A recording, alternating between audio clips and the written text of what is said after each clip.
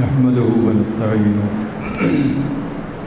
ونؤمن به ونتوكل عليه ونعوذ بالله من شرور أنفسنا ومن سيئات أعمالنا من يهده الله فلا مضل له ومن يضلل فلا هادي له وأشهد أن لا إله إلا الله وحده لا شريك له وأشهد أن محمدا عبده ورسوله اللهم صل على محمد وعلى آل محمد كما صليت على إبراهيم وعلى آل إبراهيم إنك حميد مجيد اللهم بارك على محمد وعلى آل محمد كما باركت على إبراهيم وعلى آل إبراهيم إنك حميد مجيد أما بعد فإن خير الحديث كتاب الله وخير الهدي هدي محمد صلى الله عليه وسلم وشر الأمور محدثاتها وكل محدثة بدعة أيها الأعزاء أوصيكم ونفسي أولا بتقوى الله إن أريد إلا الإصلاح ما استطعت وما توفيقي إلا بالله عليه توكلت وإليه أنيب أعوذ بالله من الشيطان الرجيم إنما الصدقات للفقراء والمساكين والعاملين عليها والمؤلفة قلوبهم والركاب والعاملين عليها وبالركاب وفي سبيل الله وابن السبيل فريضة من الله والله عليم حكيم. പ്രിയമുള്ള സഹോദരങ്ങളെ, അള്ളാഹുവിൻ്റെ കൽപ്പനകൾ പാലിച്ച് പ്രവാചക സുന്നത്തനുസരിച്ച് യഥാർത്ഥ വിശ്വാസികളായി ജീവിച്ച് മരിക്കുവാൻ ശ്രമിക്കണമെന്ന് ആദ്യമായി എന്നോടെന്ന പോലെ നിങ്ങളെ ഞാൻ ഉപദേശിക്കുന്നു, വസിയത്ത് ചെയ്യും. പരിശുദ്ധ ഖുർആനിൽ സൂറത്ത് തൗബയിലെ 60-ാമത്തെ ആയത്താണ് ഞാനിവിടെ ഓതി വെച്ചത്. ഈ സൂറത്തിൻ്റെ പ്രത്യേകതയെക്കുറിച്ച് നമുക്കറിയാം. സൂറത്തുൽ അംഫാലിൻ്റെ തുടർച്ചയായിട്ടാണ് സൂറത്തുൽ ബറാഅ, സൂറത്ത് തൗബ അള്ളാഹു അവതരിപ്പിച്ചിട്ടുള്ളത്. ഇസ്ലാമിലെ ഏറ്റവും പ്രതിസന്ധികളും പ്രയാസങ്ങളും നിറഞ്ഞ സംഘർഷഭരിതവും കലുഷിതവുമായ ഒരു കാലഘട്ടത്തെ പ്രതിനിധീകരിക്കുന്നതാണ് ഈ 2 അധ്യായങ്ങൾ. അൻഫാലിൽ യുദ്ധങ്ങളെക്കുറിച്ചുള്ള പരാമർശങ്ങളുണ്ട്. പ്രത്യേകിച്ചും സൂറത്ത് തൗബയിൽ കപടവിശ്വാസികളുടെ, വിശ്വാസദാർഢ്യമില്ലാത്ത അവസരവാദികളുടെ, കപടവിശ്വാസികളുടെ, ഇസ്ലാമിക വഞ്ചകരുടെയൊക്കെ ധാരാളം സംഭവങ്ങളും ചരിത്രങ്ങളും വിവരിക്കുന്ന സൂക്തമാണ് സൂറത്ത് തൗബ. ഈ സൂറത്ത് തൗബയിലാണ് അള്ളാഹു ഇസ്ലാമിലെ 8 വിഭാഗം ആളുകളുടെ സാമ്പത്തിക സുരക്ഷിതത്വം ഉറപ്പുവരുത്താനുള്ള ബൃഹത്തായ ഒരു മഹാപദ്ധതി അനാവരണം ചെയ്യുന്നത്. നമ്മൾ എത്രയോ പ്രാവശ്യം കേട്ടിട്ടുള്ള ഒരായത്തും ഒരു വിഷയവുമാണിത് എങ്കിൽ പോലും വേണ്ട വിധത്തിൽ നാം ശ്രദ്ധിക്കാതെ പോയ ഒരു ആയത്ത് കൂടിയാണ്. അള്ളാഹു പറയുന്നു, ഇന്നമ സദക്കാത്ത്, തീർച്ചയായും സദക്കാത്ത് അഥവാ സക്കാത്ത്, ലിൽ ഫുഖറായി വൽ മസാഖീനി വൽ ആമിലീന അലൈഹ വൽ മുഅല്ലഫത്തി ഖുലൂബുഹും വബിൽ റികാബി വൽ ഗാരിമീന വഫീ സബീലില്ലാഹി വബിനിസ് സബീൽ. ഈ 8 വിഭാഗം ആളുകളെ കുറിച്ചാണ് ഈ സൂക്തത്തിൽ അല്ലാഹു പറയുന്നത്. കഴിഞ്ഞ ഖുത്ബയിൽ വഖഫിനെ കുറിച്ചാണ് നമ്മൾ സംസാരിച്ചത്. ഒരു ഇസ്ലാമിക സമൂഹത്തിൻ്റെ സാമ്പത്തിക സുരക്ഷിതത്വവും അതിനാവശ്യമായ ജീവിത പദ്ധതിയുടെ സ്ഥായീ ഭാവം ഉറപ്പുവരുത്തുന്ന ഒരു സാമ്പത്തിക പദ്ധതിയാണ് വഖഫിലൂടെ ഇസ്ലാം വിവരിക്കുന്നത്. സക്കാത്തിലൂടെ വിവരിക്കുന്നത് ഒരുപാട് തെറ്റിദ്ധരിക്കപ്പെട്ടുപോയ വിഷയങ്ങളെ കൂടി ഒന്ന് നല്ലതുപോലെ അവതരിപ്പിക്കുകയാണ് അള്ളാഹു. അള്ളാഹു പറയുന്നു, ഇന്നമ സദക്കാത്ത്, തീർച്ചയായും സദക്കാത്ത് അഥവാ സക്കാത്ത്. ഇവിടെ ഇന്നമ എന്ന് പറയുന്ന ആദ്യത്തെ ആ ഹർഫ് ഉണ്ടല്ലോ, ഇന്നമ, അത് അള്ളാഹു കസറാക്കിയിട്ടാണ് പ്രയോഗിക്കുന്നത്. 8 വിഭാഗം ആളുകൾക്ക് മാത്രം കൊടുക്കേണ്ട ഇസ്ലാമിലെ ഒരു സ്പെഷ്യൽ പദ്ധതിയാണ് സക്കാത്ത്. ഈ 8 വിഭാഗത്തിൻ്റെ പുറത്ത് ആർക്കും അതിൽ അവകാശമില്ല, കൊടുക്കാൻ പാടില്ല. എന്നാൽ ഈ 8 വിഭാഗത്തിൻ്റെ ഉള്ളിൽ എല്ലാ വിഭാഗത്തെയും ഉൾപ്പെടുത്തത്തക്ക വിധത്തിലാണ് അതിൻ്റെ ഒരു ഘടനയുള്ളത്. ഖുർആൻ പറയുന്നത് ഇന്നമസ് സദഖാത്തു ലിൽ ഫുഖറാഇ വൽ മസാഖീൻ, ഫക്കീറിനും മിസ്കീനുമുള്ളതാണ് സക്കാത്ത്. ഫക്കീറിൻ്റെ അർത്ഥവും മിസ്കീനിൻ്റെ അർത്ഥവും നന്നായി പലപ്പോഴും ആളുകൾ മനസ്സിലാക്കാറില്ല. ഫക്കാറ എന്ന് പറഞ്ഞ നട്ടെല്ലിൻ്റെ കശേരുക്കൾക്കാണ് പറയുക. പുറത്തെ നട്ടെല്ലിൻ്റെ കശേരുക്കളാണ് ഫക്കാർ. ആ ഫക്കാറിൽ നിന്നാണ് ഫക്കീർ ഉണ്ടായത്. എന്ന് ദാരിദ്ര്യം കൊണ്ട് വയറൊട്ടി തണ്ടല്ലൊടിഞ്ഞവൻ, അതാ ഫക്കീറിൻ്റെ അർത്ഥം. ദാരിദ്ര്യം കൊണ്ട് വയറൊട്ടി തണ്ടല്ലൊടിഞ്ഞവനാണ് ഫക്കീർ. അപ്പോൾ നമ്മൾ വിചാരിച്ച് അങ്ങനെ ആരെങ്കിലും ഉണ്ടോയെന്ന്. അങ്ങനെ പല ആളുകളെ എനിക്ക് പരിചയപ്പെട്ടു. പ്രത്യേകിച്ചും ഈ ഗ്രാമപ്രദേശങ്ങളിലാണ് ഇത്തരം ധാരാളം ആളുകൾ, പ്രത്യേകിച്ചും ഈ കോവിഡ് കാലത്ത്. അതിൽ അഭിമാനികളായ ആളുകളുണ്ട്, പഞ്ഞം കിടന്നാലും ആരോടും കൈനീട്ടാത്ത ആളുകൾ. രണ്ടാമത് ഖുർആൻ പറഞ്ഞത് വൽ മസാഖീൻ എന്നാണ്. മിസ്കീനെ സംബന്ധിച്ച് വളരെ രസകരമാണ് ഖുർആൻ്റെ പ്രയോഗം. സൂറത്തുൽ കഹ്ഫിൽ അല്ലാഹു മിസ്കീനെ കുറിച്ച് പറയുന്നു, അമ്മസ് സഫീനത്തു ഫകാനത്തിൽ മസാഖീന യഅമലൂന ഫിൽ ബഹർ. കടലിലെ തൊഴിലാളികളായ കപ്പലുടമകളായ മിസ്കിന്മാർ. ബാര മിസ്കിൻ, കടൽ തൊഴിലാളികളായ കപ്പൽ ഉടമകളായ മിസ്കിന്മാരെന്ന് സൂറത്തുൽ കഹ്ഫിൽ മിസ്കിന്മാരെ കുറിച്ച് ഖുർആൻ പറഞ്ഞു. അമ്മ സഫീനത്തു, സഫീനത്ത് എന്ന് പറഞ്ഞാൽ കപ്പലാണ്, അതിൻ്റെ ബഹുവചനമാണ് സുഫുൻ, കപ്പലുകൾ.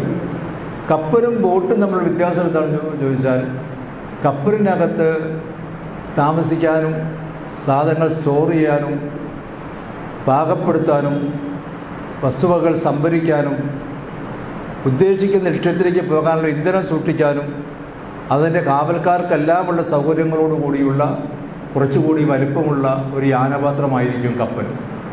ഇന്നത്തെ പുതിയ കപ്പലിനെ കുറിച്ചല്ലേ ഖുർആൻ പറയുന്നത്. ബോട്ടുകൾ വാസ്തു കടത്ത് ബോട്ടായിരിക്കും, കൂടുതൽ സംവിധാനങ്ങളൊന്നും വേണ്ട. പക്ഷെ എന്നിട്ട് പോലും അള്ളാഹു പറയുന്നു അമ്മ സഫീനത്തു ഫകാനത്തിൽ മസാഖീന യഅമലൂന ഫിൽ ബഹരി. സമുദ്രത്തിലെ തൊഴിലാളികളായ, കടൽ തൊഴിലാളികളായ ദരിദ്രരുടെ കപ്പൽ എന്ന് ഖുർആൻ പറഞ്ഞെടുത്ത് നമ്മൾ മനസ്സിലാക്കേണ്ട ഒരു വലിയ ആശയമുണ്ട്. സമ്പത്തും സൗകര്യങ്ങളൊക്കെ ഉണ്ടാകും, പക്ഷേ അടിസ്ഥാന സൗകര്യങ്ങൾ, അടിസ്ഥാന ആവശ്യങ്ങൾ നിർവഹിക്കാൻ കഴിയാത്ത ആളുകൾ, അതാണ് മിസ്കീന്മാർ. വലിയ കൂട്ടുകുടുംബമായതുകൊണ്ടോ സംരക്ഷണ ഉത്തരവാദിത്വമുള്ള ധാരാളം ആളുകൾ ഉള്ളതുകൊണ്ടോ ജീവിത ബാധ്യതകൾ ഉള്ളതുകൊണ്ടോ അല്ലെങ്കിൽ വരുമാനത്തിൽ നിന്നൊരു ഭാഗം കടം വീട്ടിയും ലോണടച്ചും വിഷമിക്കുന്നത് കൊണ്ടോ ഒക്കെ ഫുഖറാകളെക്കാളും ഫക്കീറിനെക്കാളും കുറേ കൂടി മെച്ചപ്പെട്ട ഒരവസ്ഥയിലായിരിക്കും മിസ്കീന്മാർ. ആ 2 വിഭാഗം ആളുകൾക്ക് സക്കാത്ത് കൊടുക്കണം എന്ന് ഖുർആൻ പറയും. സദക്ക കൊടുക്കണം, സക്കാത്ത് അവർക്കുള്ളതാണ്. ഈ 2 വിഭാഗം ആളുകൾക്കാണ് ഇസ്ലാമിൽ ദാനധർമ്മങ്ങളുടെ സക്കാത്തിൻ്റെ മുന്തിയ പരിഗണനയ്ക്ക് വേണ്ടി അള്ളാഹു നിശ്ചയിച്ചിട്ടുള്ളത്. മൂന്നാമതായി പറഞ്ഞ പോലെ ലാബിലീൻ ആലയ. നമ്മൾ മനസ്സിലാക്കുന്നത് സക്കാത്ത് കമ്മിറ്റി പോലെയാണ് ഇസ്ലാമിൻ്റെ സക്കാത്ത് വ്യവസ്ഥയെന്ന്. അങ്ങനെയല്ല. ഒരു ബൃഹത്തായ ഒരു ഇസ്ലാമിക രാജ്യം, ആ രാജ്യത്തെ ധാരാളം ഗവർണറേറ്റുകൾ, ക്യാപിറ്റൽ സിറ്റിയെ കേന്ദ്രീകരിച്ചുകൊണ്ട് ആ രാജ്യത്തിൻ്റെ ഭരണാധികാരി ഹാക്കിം അല്ലെങ്കിൽ അമീർ അല്ലെങ്കിൽ ഖലീഫ ഉണ്ടാവും. ഓരോ ഗവർണറേറ്റുകളിലും അവിടുത്തെ വാലിമാർ, ഗവർണർമാരുണ്ടാവും. അത് വീണ്ടും വിഭജിച്ച് ഫർക്കകളായി തിരിയും. അങ്ങനെ വളരെ താഴെത്തട്ട് മുതൽ ഏറ്റവും കേന്ദ്ര ഭരണ കൂടം വരെയുള്ള ഒരുപാട് അവസ്ഥകളിലൂടെ ആയിരിക്കും ഒരു ഇസ്ലാമിക ഭരണകൂടം കടന്നു പോകുക. അവിടെ സക്കാത്ത് സംഭരിക്കുന്നതിന് പ്രധാനപ്പെട്ട ഒരു വിഭാഗമാണ് ആമിലീങ്ങൾ എന്ന് പറയുന്നത്. ഇസ്ലാമിക രാജ്യം നാം ആലോചിച്ച് ഉമർ ഖത്താബ് റളിയല്ലാഹുവിൻ്റെ കാലത്തെ ഇസ്ലാമിക രാജ്യം ഏഷ്യയും യൂറോപ്പും ആഫ്രിക്കയും അടങ്ങുന്ന ലോകത്തിലെ ഏറ്റവും വലിയ ഒരു രാജ്യം. ബൃഹത്തായ ഒരു സാമ്രാജ്യം. അവിടുത്തെ മുഴുവൻ സക്കാത്തും വന്ന് കൂടുന്നത് മദീനയിലാണ്. ലക്ഷോപലക്ഷം ആടുമാടൊട്ടകങ്ങൾ, എത്രയോ പർവ്വത സമാനമായ ധാന്യ കൂമ്പാരങ്ങൾ, സ്വർണത്തിൻ്റെയും വെള്ളിയുടെയും പണപ്പെട്ടികൾ, പഴവർഗ്ഗങ്ങളുടെ മാത്രം വേറെയും കൂമ്പാരങ്ങൾ,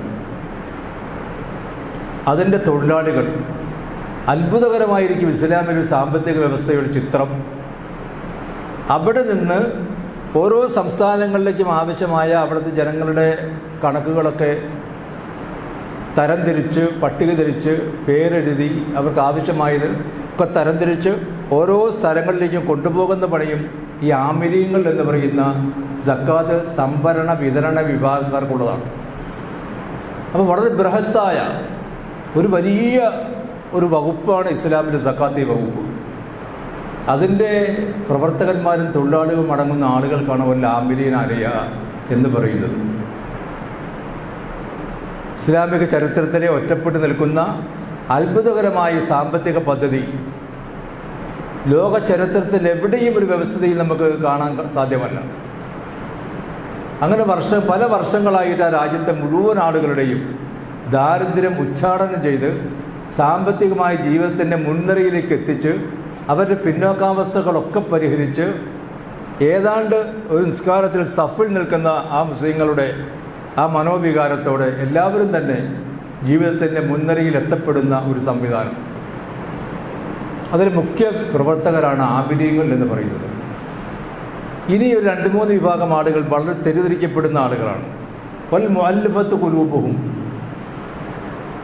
വൽ മുഅല്ലഫത്തി ഖുലൂബുഹും. മുഅല്ലഫത്തുൽ ഖുലൂബ് ആരാണ് എന്നതിനെ സംബന്ധിച്ച് ഫുഖഹാക്കൾക്കിടയിലും നമ്മുടെ ആളുകൾക്കിടയിലും ഒരുപാട് തർക്കങ്ങളും സംശയങ്ങളുണ്ട്. അല്ലഫ യുഅല്ലിഫു തഅലീഫ്, മുഅല്ലിഫ് മുഅല്ലഫത്ത് എന്നതാണ് അതിൻ്റെ പദത്തിൻ്റെ സ്ട്രക്ചർ. മുഅല്ലഫത്തുൻ, അല്ലഫ എന്ന് പറഞ്ഞാൽ ഇണക്കി ചേർത്തു. മുഅല്ലഫത്തുൻ എന്നത് ഇണക്കമുണ്ടാക്കപ്പെട്ടത്, ഇണക്കമുള്ളത്. അപ്പം മുഅല്ലഫത്ത് ഖുലൂബ് കൊണ്ട് ഉദ്ദേശിക്കുന്നത് ഇസ്ലാമിൻ്റെ ആദ്യകാലത്ത് നബി സല്ലല്ലാഹു അലൈഹി വസല്ലം മക്കയിൽ നിന്ന് മദീനയിലേക്ക് ഹിജറ പോകുമ്പോൾ മദീനയിലെ പള്ളിയിലെ ആദ്യത്തെ ജുമായുടെ 1-ാമത്തെ മിമ്പറിൽ നബി സല്ലല്ലാഹു അലൈഹി വസല്ലം സക്കാത്തിനെ കുറിച്ച് ഖുതുബ നടത്തിയിട്ടുണ്ട്.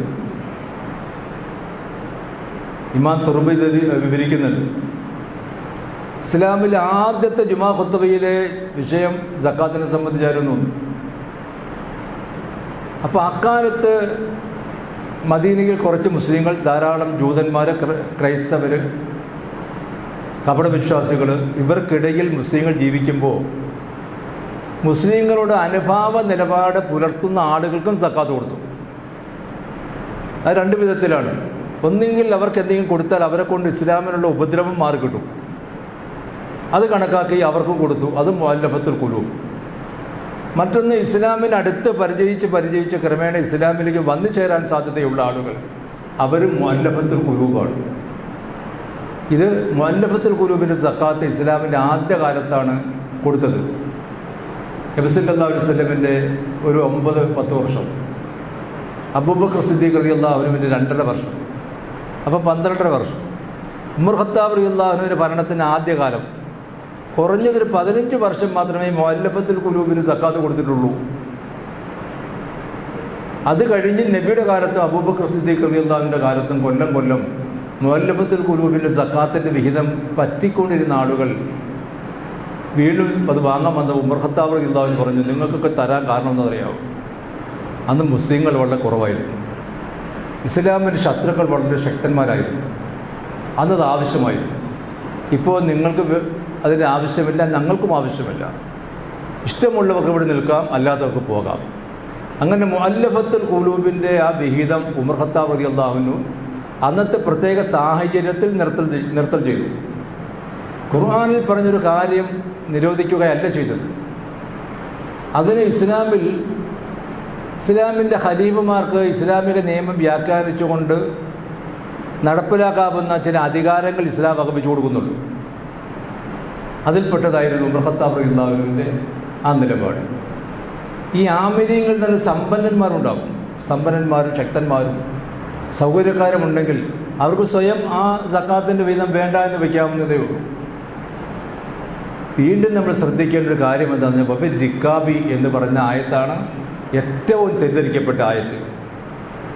ഇസ്ലാമിൻ്റെ ശത്രുക്കൾ വളരെ കാലങ്ങളായി ഇസ്ലാമിനെ ആക്ഷേപിക്കുന്നതാണെന്ന് ഇസ്ലാമിൽ അടിമ വ്യവസ്ഥയുണ്ട് എന്ന് പറയുന്ന ആയത്ത്.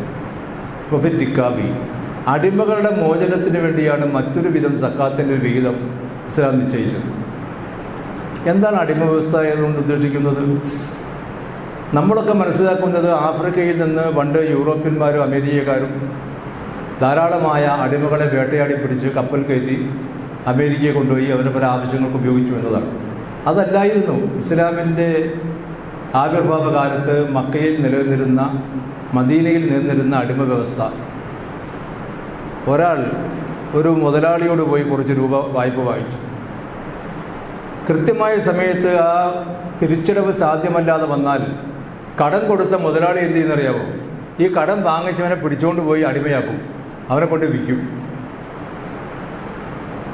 അല്ലെങ്കിൽ അവൻ്റെ മക്കളെ ഏതെങ്കിലും ഇഷ്ടപ്പെട്ട മക്കളെ പിടിച്ചുകൊണ്ട് പോയിട്ട് അടിമയാക്കി നിർത്തും, അല്ലെങ്കിൽ അവന് വിറ്റിട്ട് ആ കടം വീട്ടും. എത്ര ക്രൂരമായൊരു നിലപാടായിരുന്നു ഇസ്ലാമിൻ്റെ മുമ്പ് നിലനിന്ന് നിങ്ങൾ ചിന്തിച്ചു നോക്കൂ. ഒരാൾ എന്തെങ്കിലും മോഷ്ടിച്ചു എന്നിരിക്കട്ടെ, ആ മോഷ്ടിച്ചവനെ പിടിച്ച് കൊല്ലുമൊന്നുമില്ല, മോഷ്ടിച്ചവനെ പിടിച്ച് അടിമയാക്കി കളയും. അല്ലെങ്കിൽ അവന് ആരോഗ്യമുള്ള മക്കളെ പിടിച്ച് കൊണ്ടുപോയി അടിമയാക്കി അടിമ മാർക്കറ്റിൽ കൊണ്ടുപോയി വിൽക്കും, അല്ലെങ്കിൽ സ്വന്തം കീഴിൽ നിർത്തി അടിമപ്പണി ചെയ്യിക്കും.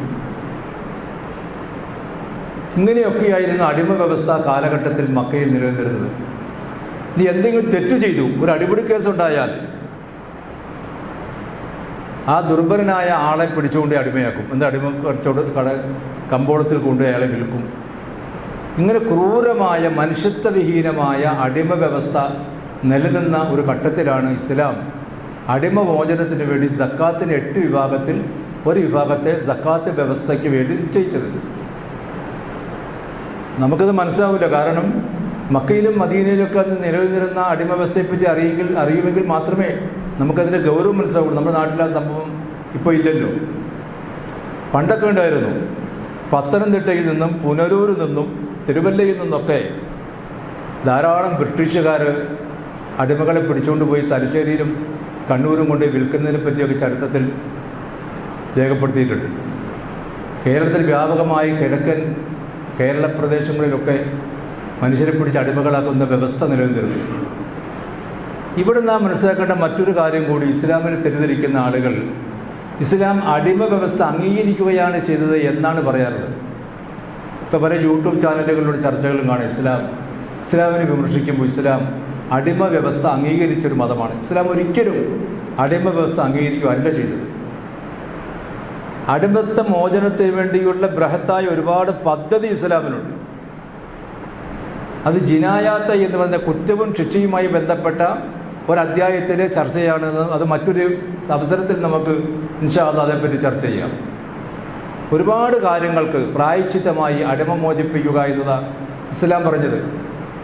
ഘട്ടം ഘട്ടമായി അടിമകളെ മോചിപ്പിക്കുക, ഒരുപാട് പല കുറ്റങ്ങൾക്ക് പല തെറ്റുകൾക്ക് അടിമകളെ മോചിപ്പിക്കുക എന്നാണ് നബി സല്ലല്ലാഹു അലൈഹി വസല്ലമ പറഞ്ഞ് സഹാബികളെ കൊണ്ട് ചെയ്യിച്ച്. മറ്റൊന്ന്, അടിമയെ മോചിപ്പിച്ചവരുടെ പുണ്യത്തെക്കുറിച്ച് സ്വർഗമാണ് എന്ന് പറയുന്നതിൻ്റെ അടിസ്ഥാനത്തിലൊക്കെ ധാരാളം സഹാബികൾ അടിമകളെ, അവരുടെ കീഴിലുണ്ടായിരുന്ന അടിമകളെ മോചിപ്പിച്ചു. നമുക്കറിയാവുന്ന ബിലാൽ ഇബ്നു റബാഹ റളിയല്ലാഹു അൻഹുവിനെ പോലുള്ള ആളുകൾ, അബൂബക്കർ സിദ്ദീഖ് റളിയല്ലാഹു അൻഹു ബിലാലിനെ ഉമ്മയ്യത്തിൻ്റെ കയ്യിൽ നിന്ന് കാശ് കൊടുത്ത് വാങ്ങിച്ച് മോചിപ്പിക്കുകയാണ് ചെയ്തത്, ബിലാൽ റളിയല്ലാഹു അൻഹുവിനെ. അങ്ങനെ അടിമത്ത മോചനം എന്ന് പറയുന്നത് പുണ്യക്രമമായ പദ്ധതിയായി ഇസ്ലാം കൊണ്ടുവന്നപ്പോൾ സഹാബികൾ സൗകര്യമുള്ള ആളുകൾ എന്ത് ചെയ്തു? കാശ് കൊടുത്ത് ഉടമസ്ഥൻ്റെ കയ്യിൽ നിന്ന് അടിമയെ വാങ്ങിച്ച് അവരെ മോചിപ്പിച്ചു. അങ്ങനെ ക്രമേണ അടിമകളില്ലാത്തൊരവസ്ഥയിലേക്ക് വന്നു. നബി സല്ലല്ലാഹു അലൈഹി വസല്ലം വഫാത്താകുന്ന കാലത്ത് മദീനയിലോ മക്കയിലോ ഒരൊറ്റ അടിമകളില്ല. ഫലക്കത്ത് അഹ്മൽ അഖബ ഫഖൂർ അഖബത്തിൻ ഔ ഇത്ആമുൻ ഫീ യൗമിൻ ദി മസാബ യത്തീമന്ദാ മത്രബ ഔ മിസ്കീനന്ദാ മക്രബ. ഫഖൂർ അഖബത്തിന് അടിമകളെ നിങ്ങൾ മോചിപ്പിക്കുക എന്നത് ഖുർആനിലെ ആയത്താണ്. ഖുർആനിൽ അടിമമോചനത്തെപ്പറ്റി പറഞ്ഞിട്ടില്ല എന്നാണ് ആളുകൾ പറയാറുള്ളത്. ഫഖൂർ അഖബത്തിൻ അടിമകളെ മോചിപ്പിക്കുക. കൽപ്പനക്രിയയാണ്. ഫക്കു എന്ന് പറയുന്നത് അമ്രഫയിലാണ്, കൽപ്പനക്രിയയാണ്. ഫക്കുർ റക്കബത്തിൻ, അടിമകളെ മോചിപ്പിക്കുക, അല്ലെങ്കിൽ അടിമ മോചനം എന്ന ക്രിയയായിട്ടും അത് വരും. അപ്പോൾ നിങ്ങൾ ആലോചിച്ച് നോക്കൂ. ഇനി ഇതിൻ്റെ മറ്റൊരു ഉള്ളതാണ് ഏറ്റവും ഗൗരവമുള്ളത്. ഖുർആനിൽ തന്നെ സൂറത്തുൽ നിസായിലും സൂറത്തുൽ മുഅ്മിനൂനിലൊക്കെ പറയുന്നതാണ് ഔമാ മലക്കത്ത് അയ്മാനുക്കും. മലക്കത്തുൽ അയ്മാനെ എന്ന് പറഞ്ഞാൽ ഒരാൾക്ക്, ഒരു പുരുഷന് 4 സ്ത്രീകളെ വരെ ഭാര്യമാരായി വെച്ച് പുലർത്താം. അതിനും പുറമെ മലക്കത്തുൽ അയ്മാൻ, വലങ്കൈ ഉടമയാക്കിയവരെയും എന്ന് പരിഭാഷകളിൽ കാണാം. അപ്പോൾ വലങ്കൈ ഉടമയാക്കി പറഞ്ഞാൽ അവൻ്റെ കസ്റ്റഡിയിലുള്ള സ്ത്രീകൾ എന്നർത്ഥം. അത് എത്രയുമാകാമെന്നാണ് ഇസ്ലാമിൻ്റെ ശത്രുക്കൾ വിമർശിക്കാറുള്ളത്. അതിന് ശരിയായൊരു മറുപടി നമ്മുടെ പണ്ഡിതന്മാരുടെ പലരുടെയും ഭാഗത്തുനിന്ന് ഉണ്ടാകാറില്ല.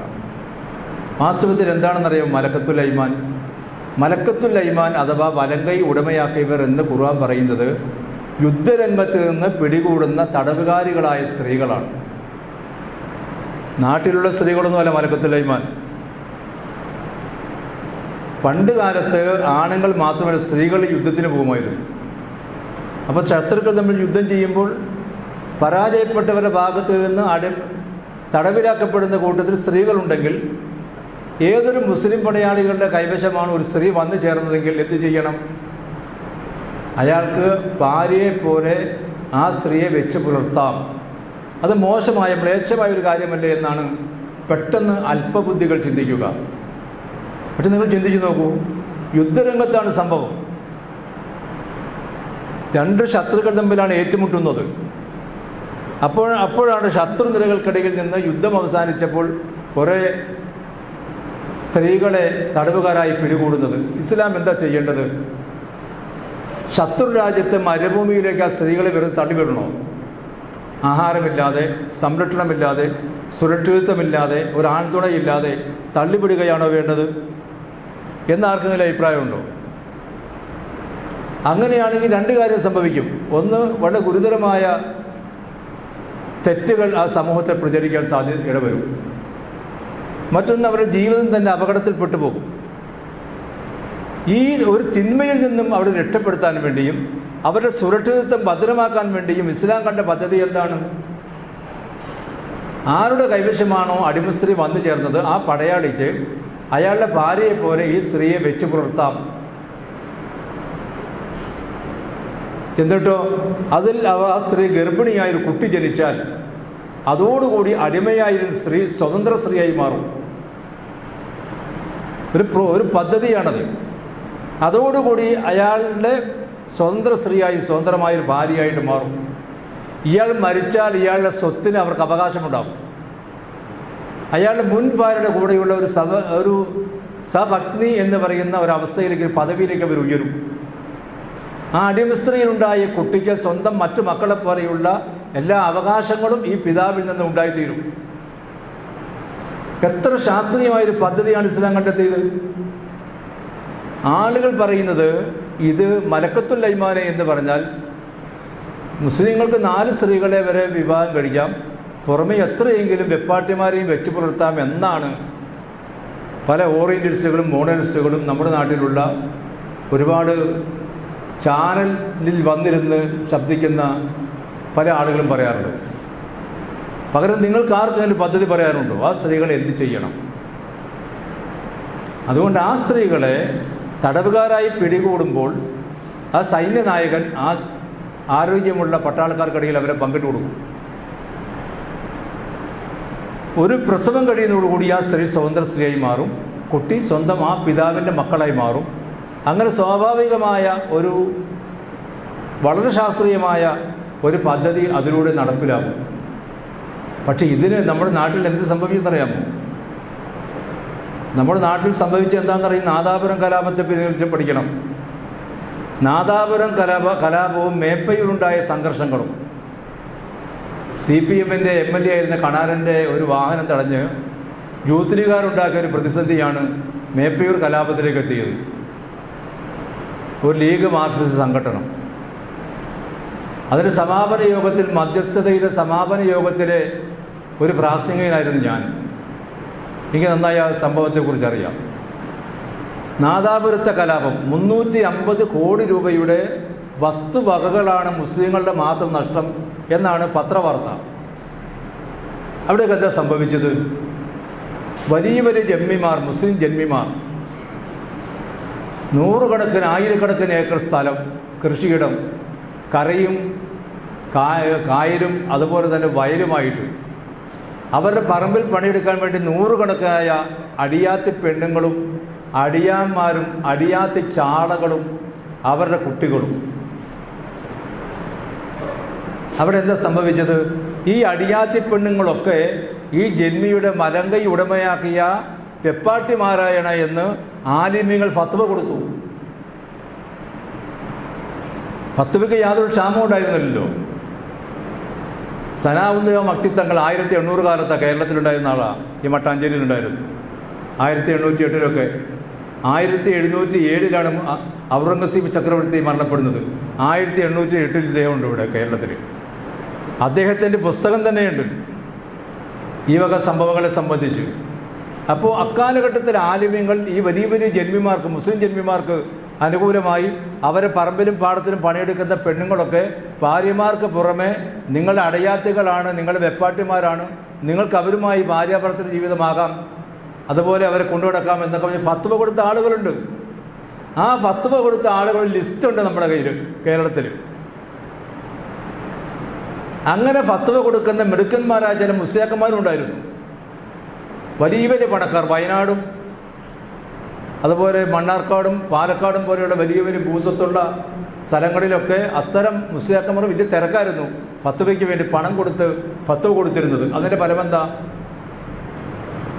ആ തലമുറയുടെ അടുത്ത തലമുറ ഗൾഫൊക്കെ 1970-80 ഗൾഫ് വരികയും അതേ പിതാവിൻ്റെ മക്കൾ ഗൾഫിൽ പോയി വലിയ കച്ചവടക്കാരും പണക്കാരും സൗകര്യക്കാരും വലിയ മാളികയും വീടും വാഹനമൊക്കെ വന്നപ്പോൾ അതേ പിതാവിൻ്റെ മക്കളുടെ മക്കൾ തെങ്ങുകയറ്റ തൊഴിലാളികളായി അമുസ്ലിങ്ങളായി നാട്ടിൽ ജീവിച്ചു. അവരുടെ തിരിച്ചടിയായിരുന്നു നാദാപുരം കലാപം. നിങ്ങൾക്കറിയാമോ? ഇതൊക്കെ ആരും പറയാറില്ല. ഇതേക്കുറിച്ച് സമൂഹത്തിൽ ഇസ്ലാം ദീനിനെ ഏറ്റവും മോശമായി ദുരുപയോഗം ചെയ്തതിൻ്റെ ഫലമാണ് പലപ്പോഴും നാം അനുഭവിച്ചത്. ഇപ്പോൾ നിങ്ങൾ ചിന്തിച്ചത്, ഇപ്പോൾ എല്ലാവരും ബഹളം ഉണ്ടാക്കുന്നൊരു വഖഫ് വിഷയമുണ്ടല്ലോ. മുഗൾ ചക്രവർത്തിമാർ 800 കൊല്ലത്തെ മുഗൾ ചക്രവർത്തിമാർ 1707 ഔറംഗസീബ് ചക്രവർത്തി മരണപ്പെടുന്നത്. അതിനുശേഷം 1857 ശിപായി കലാപം ഉണ്ടാകുന്നത്. എന്ന് പറഞ്ഞാൽ ഈ 150 വർഷത്തിൻ്റെ ഇടയിൽ 15 മുഗൾ ചക്രവർത്തിമാർ ഇന്ത്യ ഭരിച്ചു. ഈ 15 പേരിലും ഒരാളെങ്കിലും ഇസ്ലാമിക മൂല്യമുള്ള, ധാർമ്മിക ബോധമുള്ള, സദാചാര ബോധമുള്ള ഒരാളും ഉണ്ടായിരുന്നില്ല. അന്തഃപുരം നിറയെ ഹിന്ദുക്കളും മുസ്ലിങ്ങളുമായ സ്ത്രീകളെ നിറച്ച് വെച്ച് ഏതൊക്കെ വാപ്പക്കുണ്ടായ മക്കളതാ മക്കൾക്കുണ്ടായ മക്കൾ എന്താണെന്ന് പോലും അറിയാത്ത വണ്ണം ഒരു ഇസ്ലാമിക സമൂഹം, ഇസ്ലാമിക ഭരണമെന്നൊക്കെ നമ്മൾ പറയാറില്ലേ, എങ്ങനെ നശിച്ചു, എങ്ങനെ ദുഷിച്ചു എന്ന് നിങ്ങൾ ചിന്തിച്ചു നോക്കൂ. 1857 അവസാനത്തെ ചക്രവർത്തി ബഹദൂർ ഷാ സഫറിനെ റങ്കൂണിലേക്ക് നാട് കടത്തുമ്പോൾ അയാളുടെ കൊട്ടാരത്തിലേക്ക് ബ്രിട്ടീഷ് പട്ടാളം ഇരച്ചു കയറി. ബ്രിട്ടീഷ് പട്ടാളം ഇരച്ചു കയറുമ്പോൾ ഈ അവസാനത്തെ ഭരണാധികാരിയുടെ മക്കൾക്ക് ഓടി രക്ഷപ്പെടാൻ അറിയില്ല. കാരണം ഓടാൻ അറിഞ്ഞുകൂടാ. കൊട്ടാരത്തിനുള്ളിൽ പോലും ഒരു കുതിരപ്പുറത്താണ് സഞ്ചരിച്ചിട്ടുള്ളത്. നിങ്ങൾ ചിന്തിച്ചു നോക്കൂ, ഇസ്ലാം എവിടെ നിൽക്കുന്നുവെന്നും നമ്മൾ ചർച്ച ചെയ്യുന്ന മുസ്ലിം പ്രശ്നം മറ്റെവിടെയാണ് എന്ന് നിങ്ങൾ ചിന്തിച്ചു നോക്കൂ. ഇപ്പം നമ്മൾ പറഞ്ഞു വെച്ച ഖുർആനിലെ ഈ ആയത്തുണ്ടല്ലോ, സക്കാത്തിൻ്റെ 8 അവകാശങ്ങൾ. ലോകത്തുള്ള മുസ്ലിങ്ങളുടെ അവസ്ഥ നമുക്കറിയാം. ഏറ്റവും ദാരിദ്ര്യം അനുഭവിക്കുന്ന മുസ്ലിങ്ങളുള്ളത് ആഫ്രിക്കൻ നാടുകളിലാണ്. ആഫ്രിക്കയിൽ അനവധി മുസ്ലിം നാടുകളുണ്ട്. കൊടിയ ദാരിദ്ര്യമാണ് അവിടെ. ലോകത്ത് ഏറ്റവും അധികം സമ്പത്ത് കുമിഞ്ഞുകൂടിയിരിക്കുന്നത് മധ്യപൗരസ്ത്യ ദേശത്താണ്. മധ്യപൗരസ്ത്യ ദേശത്തുള്ള 6, 7, 8 രാജ്യങ്ങളുടെ കയ്യിലാണ് ലോകത്തുള്ള മുഴുവൻ സമ്പത്തും കുമിഞ്ഞുകൂടിയിരിക്കുന്നത്. പെട്രോളിൻ്റെ സക്കാത്ത് എത്രയാണ്? കൃഷിയുടെ സക്കാത്ത് നമുക്കറിയാം. സമ്പത്തിൻ്റെ സക്കാത്ത് 2.5%. കൃഷിയുടെ സക്കാത്ത് നമ്മൾ വളമിടുന്നില്ല, നനയ്ക്കുന്നില്ല എങ്കിൽ 5-1, വളമിട്ടും നനച്ചുമുണ്ടാക്കുന്ന വിളവാണെങ്കിൽ 10-1 സക്കാത്ത്. അത് എപ്പോഴെല്ലാം വിളവെടുക്കുന്നുണ്ടോ അപ്പോഴെല്ലാം 2-3 പ്രാവശ്യം വിളവെടുക്കുന്ന പാടശേഖരങ്ങൾ കേരളത്തിലുണ്ട്. അതനുസരിച്ച് 2-3 പ്രാവശ്യം സക്കാത്ത് കൊടുക്കണം. എത്രയാണ് ഖനിജ വസ്തുക്കളുടെ സക്കാത്ത്? 20-1. അപ്പോൾ അറബ് രാജ്യങ്ങൾ 5-8 അറബ് രാജ്യങ്ങളുടെ പെട്രോളിൻ്റെ മാത്രം പ്രകൃതിവാതകത്തിൻ്റെ മാത്രം സക്കാത്ത് കൊടുത്താൽ എന്തായിരിക്കും ആ തുക? എത്രയുണ്ടാകും?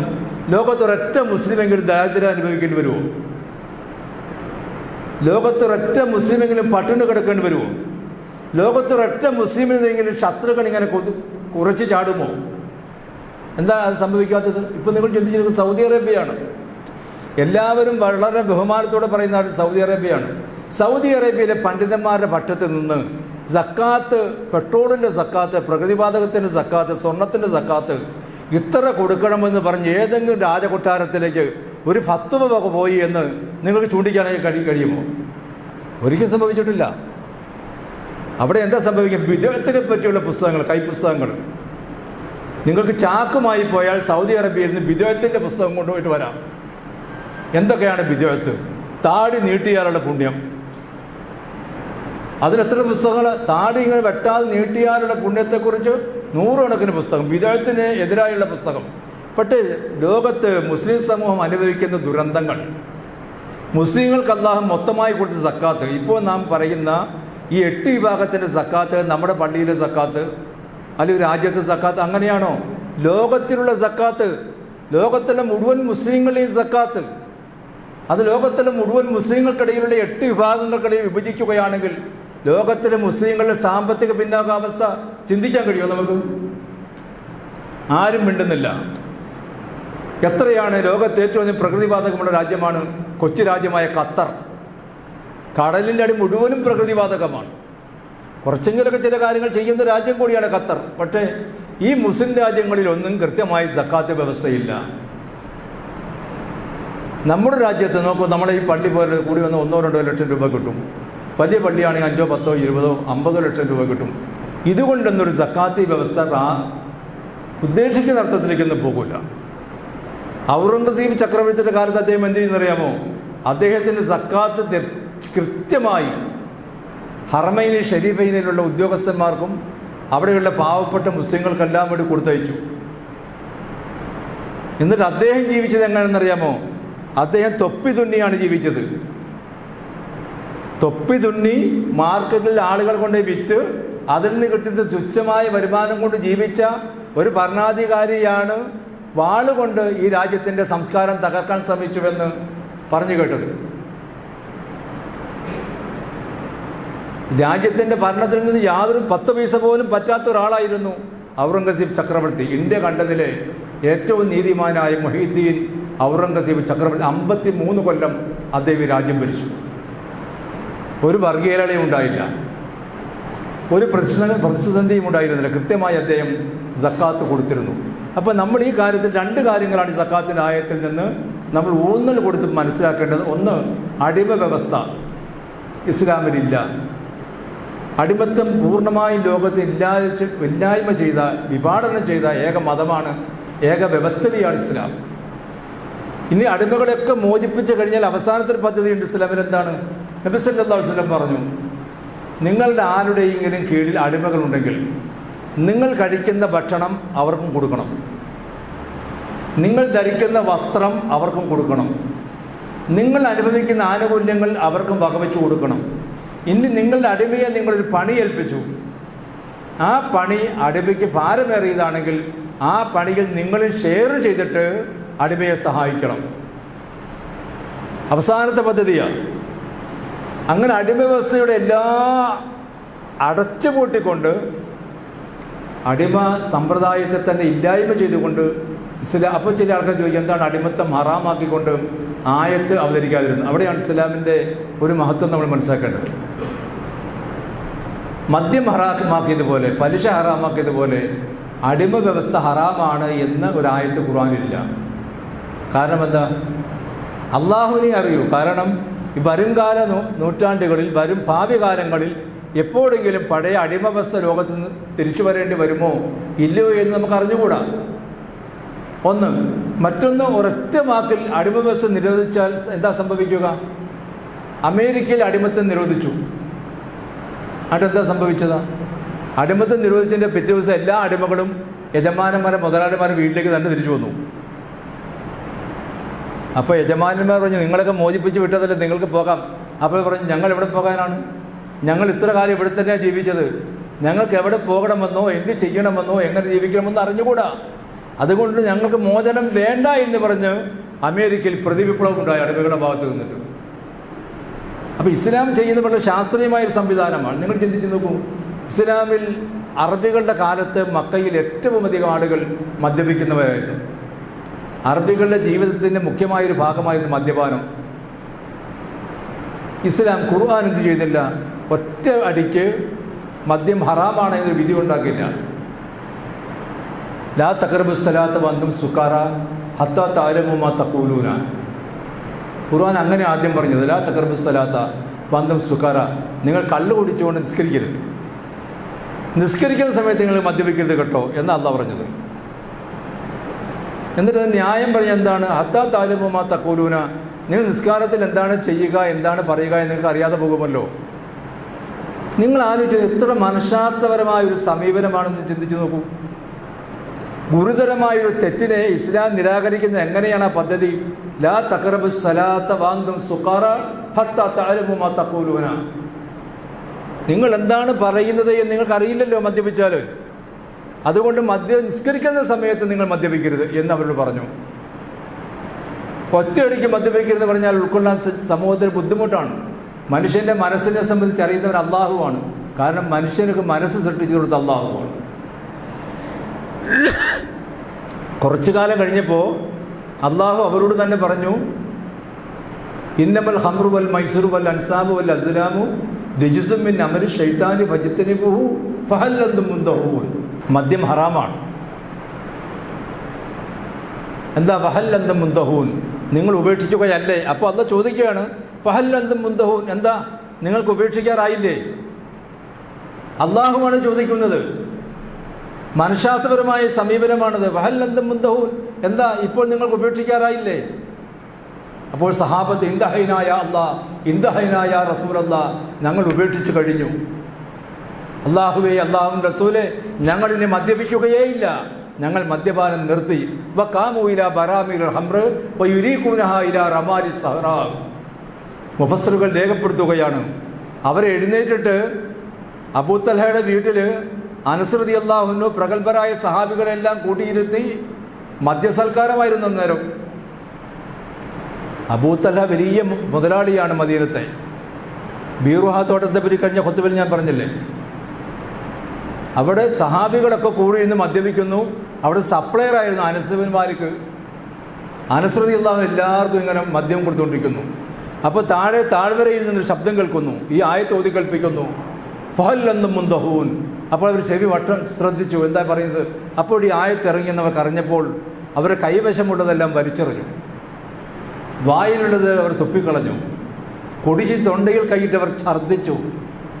എന്നിട്ട് വലിയ വലിയ മദ്യവീപ്പുകൾ ഉണ്ടായിരുന്ന വീട് നിറച്ച്.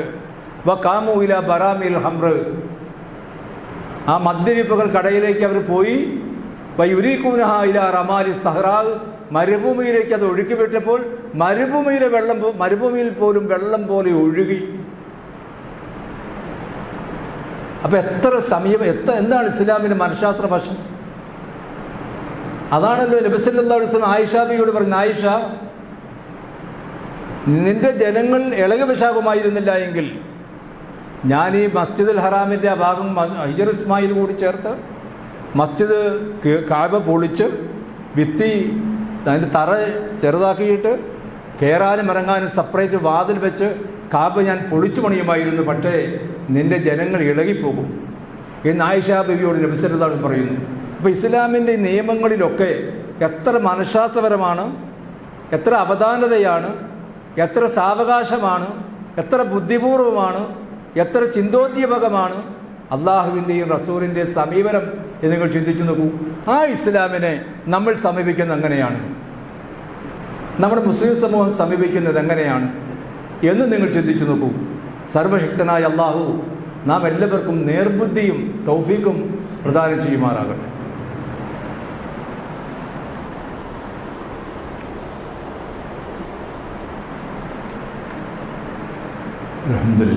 അൽഹംദുലില്ലാഹിൽ കരീമിൽ മഅബൂദ് വഅശ്ഹദു അൻ ലാ ഇലാഹ ഇല്ലല്ലാഹു റഹീമുൽ മഹ്മൂദ് വഅശ്ഹദു അന്ന മുഹമ്മദൻ അബ്ദുഹു വറസൂലുഹു വശറഫുൽ മൗലൂദ് വസല്ലല്ലാഹു അലാ നബിയ്യിനാ മുഹമ്മദിൻ വഅലാ ആലിഹി വസഹ്ബിഹി വസല്ലം. യാ അയ്യുഹല്ലദീന ആമനൂ തഖുല്ലാഹ ഹഖ്ക തുഖാതിഹി വലാ തമൂതുന്ന ഇല്ലാ വഅൻതും മുസ്ലിമൂൻ. പ്രിയമുള്ള സഹോദരങ്ങളെ, തഖ്വയോടുകൂടി ജീവിക്കണമെന്ന് ഒരിക്കൽ കൂടി ഉപദേശിക്കുകയാണ്.